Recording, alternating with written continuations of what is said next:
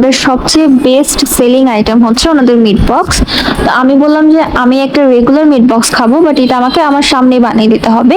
আর যেহেতু food cart কি বানাচ্ছে, কিভাবে বানাচ্ছে, সবকিছু কিন্তু আপনারা একদম চোখের সামনে দেখতে পারবেন।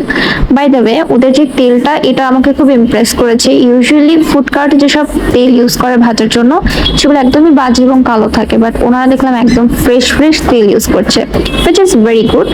এরপরে আমার সামনে মিট বক্সটা বানাচ্ছিল, দেখলাম সসেজ, ভেজেস, চিকেন এবং ওনাদের ভরপুর মেয়োনিজ সবকিছু দিয়ে একদম মাখাচ্ছে। মিট বক্সের বিশেষত্বই কিন্তু এটা একটু চিজি, এটা একটু সসি এরকম হতে হয়।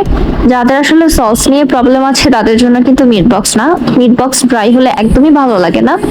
তো তাদের এই মাত্র 100 টাকার এই মিট বক্সটা আসলেই আমাকে ইমপ্রেস করেছে, এবং প্রত্যেকটা মিট বক্সের উপরে কিন্তু একটা করে ফ্রাইড মিট বলও তারা দিয়ে দিয়েছে। সবকিছু মাখিয়ে মিট বক্সের মধ্যে দেওয়ার পরে উপর থেকে আবারও এক্সট্রা করে মেয়োনিজ, সস সবকিছু দিয়ে দিয়েছিল, এবং আমি তো আমার খাবার এনজয় করছিলাম।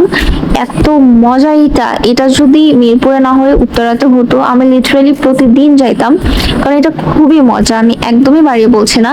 ভেতরে কি পরিমাণ চিকেন, কি পরিমাণ সসেজ, এটা তো দেখতেই পাচ্ছেন। ওরা কিন্তু আলুর থেকেই চিকেন এবং সসেজটা বেশি ইউজ করেছে।